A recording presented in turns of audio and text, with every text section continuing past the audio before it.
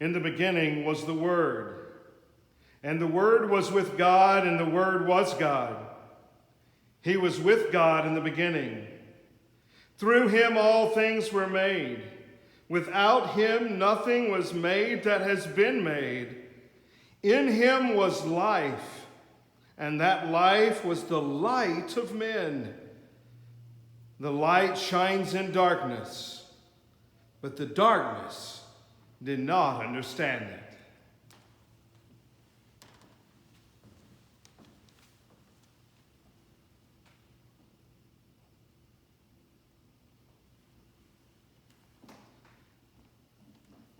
Mark begins telling us of the story of Jesus with the outset of his public ministry. It's Matthew and Luke that tell us the beautiful and familiar stories of Christmas and when the Word became flesh and dwelt among us.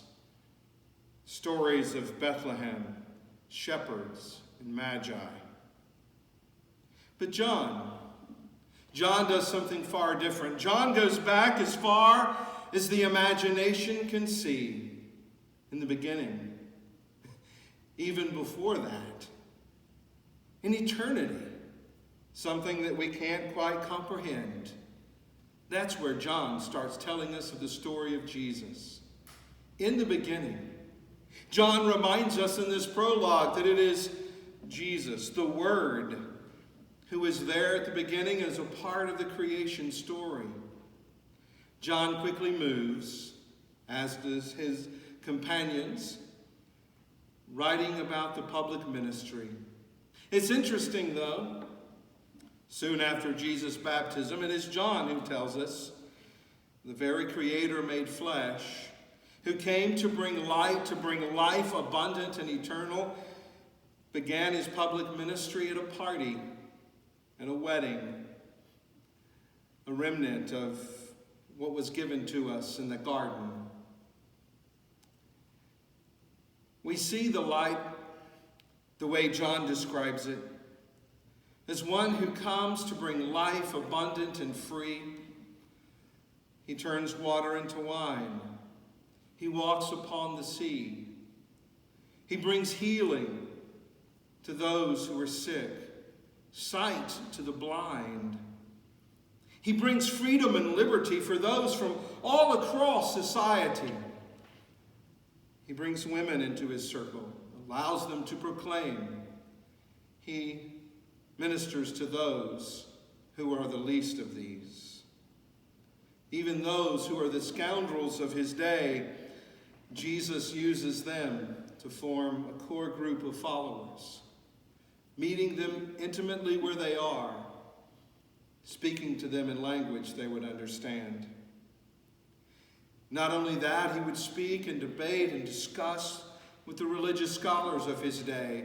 But as John told us at the very beginning, when the light stepped into the world, the darkness that pervades our planet would have nothing to do with it. Didn't understand and wanted to push back. And push back it did. John builds in a great crescendo. From the miracle at the wedding in Cana, to the healing of those who were sick, all the way to the excitement of the crowds who saw a man that had been in his grave for 4 days until Jesus called his name and said, "Come forth." The crescendo certainly would never end. Immediately, John takes us to the grand parade of entrance and the pageantry, not of royalty or the Roman conqueror, but the pageantry of the king who had come to bring salvation and redemption. Even when those crying for it didn't fully understand, Jesus let the parade continue. And so they shouted. Scripture even tells us in John that when people asked, it was clear that those who had been following Jesus, those who had seen him raise Lazarus from the dead, those who came into town with him that day, they were the ones who were cheering.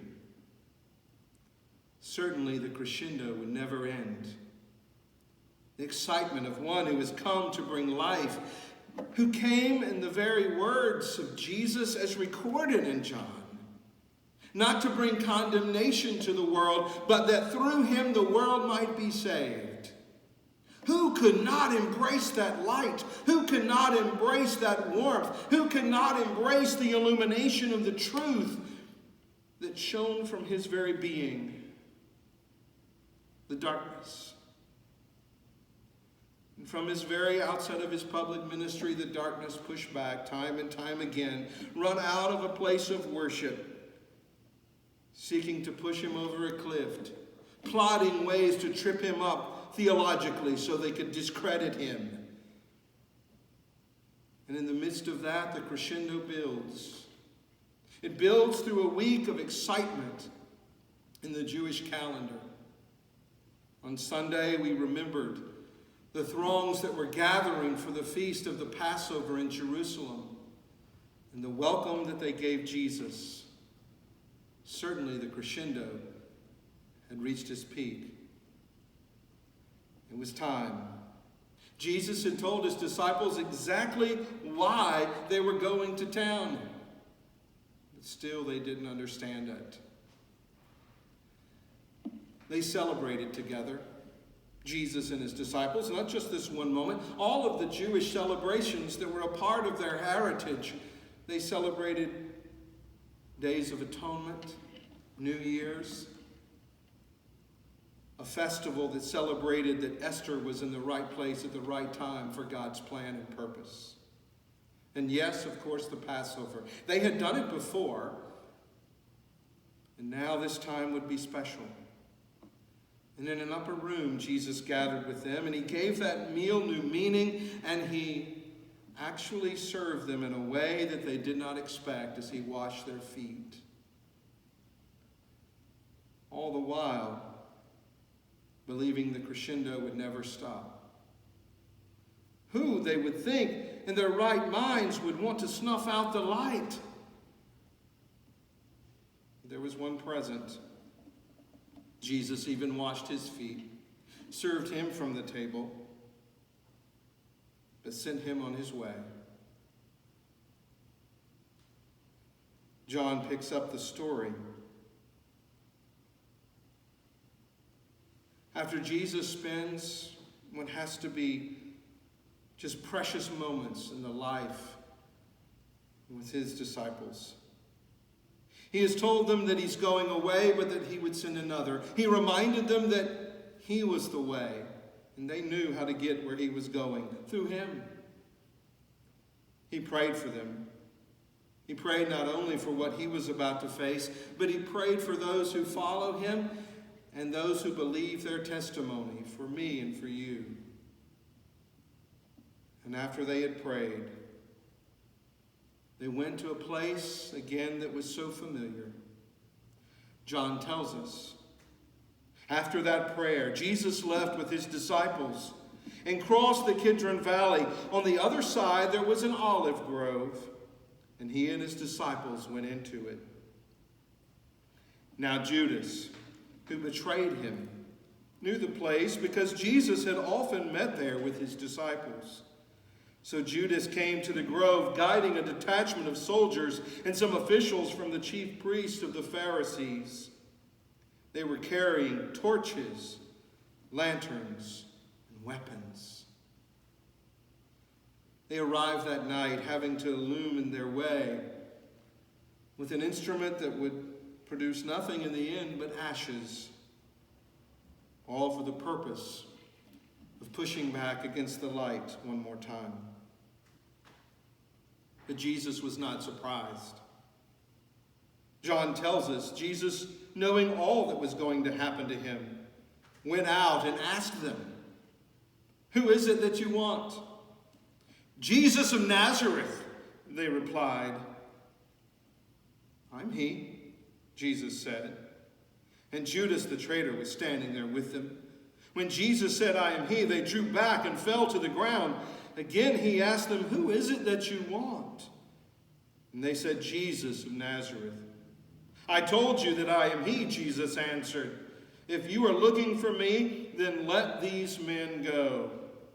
This happened so that the words he had spoken would be fulfilled. "I've not lost one of those you gave me." Then Simon Peter, who had a sword, drew it and struck the high priest's servant, cutting off his right ear. The servant, his name was Malchus. Jesus commanded Peter, "Put away your sword. Shall I not drink the cup the Father has given me?" Then the detachment of soldiers with its commander and the officials arrested Jesus. They bound him and brought him first to Annas, who was the father-in-law of Caiaphas, the high priest. Caiaphas was the one who advised the Jews that it would be good if one man died for the people. Simon Peter and another disciple, perhaps John's reference to himself. Simon Peter and another disciple were following Jesus. Because this disciple was known to the high priest, he went with Jesus into the high priest's courtyard. But Peter had to wait outside the door. The other disciple, who was known to the high priest, came back and spoke to the girl on duty there and brought Peter in. "You're not one of his disciples, are you?" the girl asked Peter at the door. He replied, "I'm not." It was cold, and the servants and officials stood around a fire they had made to keep warm. Peter also was standing with them, warming himself. Meanwhile, the high priest questioned Jesus about his disciples and his teaching. "I've spoken openly to the world," Jesus replied. "I always taught in the synagogues or at the temple where all of the Jews come together. I said nothing in secret. Why question me? Ask those who heard me. Surely they know what I said."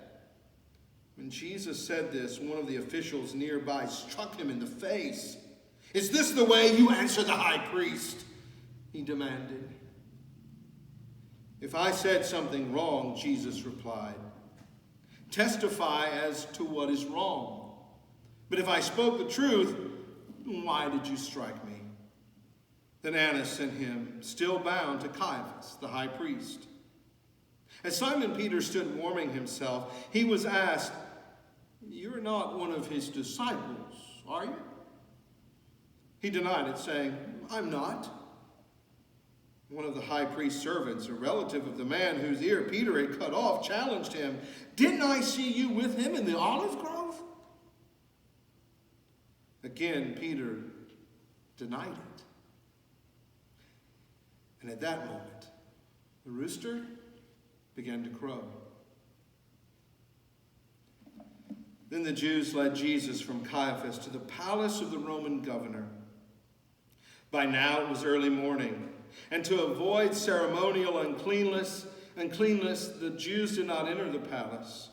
So Pilate came out to them and asked, "What charges are you bringing against this man?" "If he were not a criminal," they replied, "we would not have handed him over to you." Pilate said, "Take him yourselves and judge him by your own law." "But we have no right to execute anyone," they replied. This happened so that the words Jesus had spoken, indicating the kind of death he was going to die, would be fulfilled.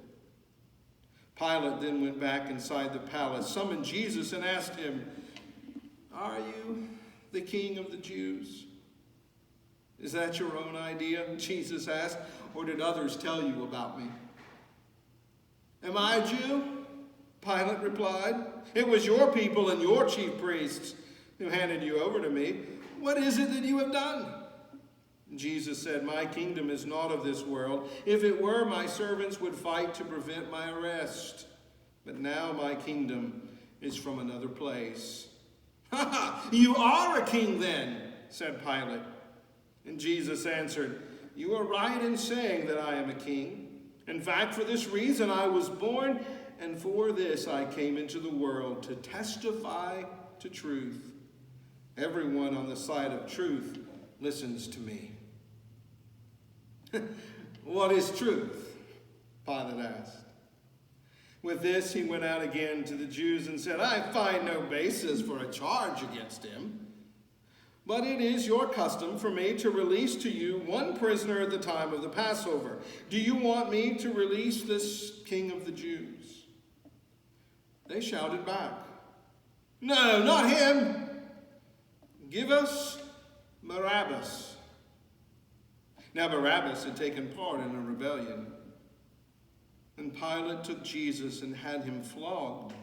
The soldiers twisted together a crown of thorns and put it on his head. They clothed him in a purple robe and went up to him again and again, saying, Hail, King of the Jews! And they struck him in the face. Once more Pilate came out and said to them, Look, I am bringing him out to you to let you know that I find no basis for a charge against him. Then Jesus came out wearing the crown of thorns and the purple robe. Pilate said to them, Here's the man. As soon as the chief priests and their officers saw him, they shouted, Crucify! Crucify! Pilate answered, You take him and crucify him. As for me, I find no basis for a charge against him. And they insisted, We have a law, and according to that law he must die, because he claimed to be the Son of God. When Pilate heard this, he was even more afraid. And he went back into the palace. Where did you come from? He asked Jesus. But Jesus gave him no answer. Do you refuse to speak to me? Pilate said. Don't you realize I have power either to free you or to crucify you?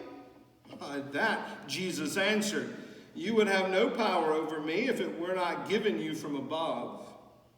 Therefore, the one who has handed me over to you is guilty of a greater sin. From then on, Pilate tried to set Jesus free, but the Jews kept shouting, If you let this man go, you are no friend of Caesar. Anyone who claims to be a king opposes Caesar. And with that, Pilate was hooked. Judea, over which Pilate ruled as governor, was an imperial province of the Roman Empire. Unlike the senatorial provinces, the imperial provinces' leadership, like governors, were appointed by Caesar himself. The kind of friend that was mentioned here was a political ally. It was a statement of loyalty. We'll claim that you are disloyal to your king. It was a threat to his job, maybe even his own life. And so Pilate, when he heard this, he brought Jesus out and sat down on the judge's seat at a place known as the stone pavement, which in Aramaic is Gabbatha. It was the day of preparation of the Passover week, about the 6th hour. Here is your king, Pilate said to the Jews. But they shouted, Take him away, crucify him. Shall I crucify your king? Pilate asked. We have no king but Caesar, the chief priests answered. And finally, Pilate handed him over to be crucified. So the soldiers took charge of Jesus. Carrying his own cross, he went out to the place of the skull, which in Aramaic is called Golgotha. Here they crucified him, and with him 2 others, one on each side, and Jesus in the middle. Pilate had a notice prepared and fastened to the cross. It read, Jesus of Nazareth, King of the Jews. Many of the Jews read this sign, for the place where Jesus was crucified was near the city. And the sign was written in Aramaic, Latin, and Greek. The chief priests protested to Pilate, "Do not write King of the Jews." That is what this man claimed to be. Pilate answered, "What I've written, I've written." Then the soldiers crucified Jesus. They took his clothes and divided them into 4 shares, one for each of them, with the undergarment remaining. This garment was seamless, woven into one piece from top to bottom. "Let's not tear it," they said. "Let's decide by lot who will get it." This happened so that the scripture might be fulfilled, which said, "They divided my garments among them and cast lots for my clothing." So this is what the soldiers did. Near the cross of Jesus stood his mother. His mother's sister, Mary, the wife of Clopas, and Mary Magdalene. When they saw his mother there, and the disciple whom he loved, John referring to himself, standing nearby, he said to his mother, "Dear woman, here is your son." And to the disciple, to John, he says, "Here is your mother." From that time on, this disciple took her into his home. Later, knowing that all was now completed, and so that the scripture would be fulfilled, Jesus said, "I'm thirsty." A jar of wine vinegar was there, so they soaked a sponge in it, put the sponge on a stalk of hyssop plant, and lifted it to Jesus' lips. And when he had received the drink, Jesus said, "It is finished." And with that, he bowed his head and gave up his spirit.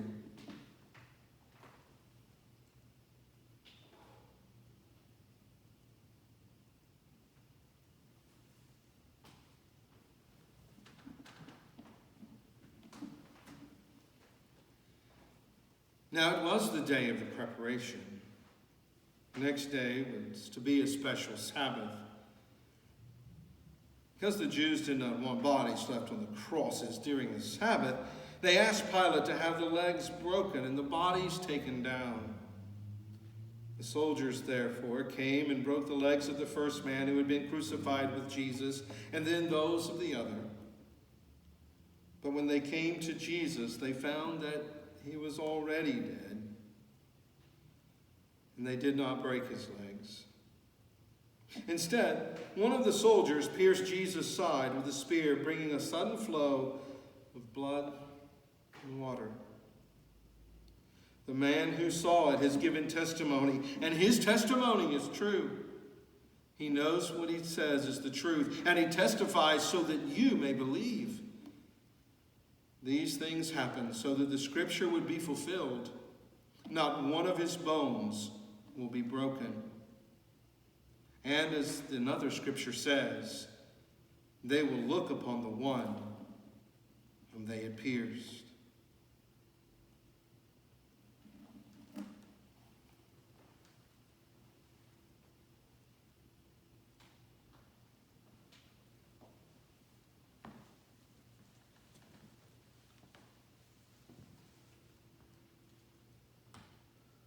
Later, Joseph of Arimathea asked Pilate for the body of Jesus. Now Joseph was a disciple of Jesus, but secretly because he was afraid. With Pilate's permission, he came and took the body away. He was accompanied by Nicodemus, the man who had earlier visited Jesus at night. Nicodemus brought a mixture of myrrh and aloes, about 75 pounds.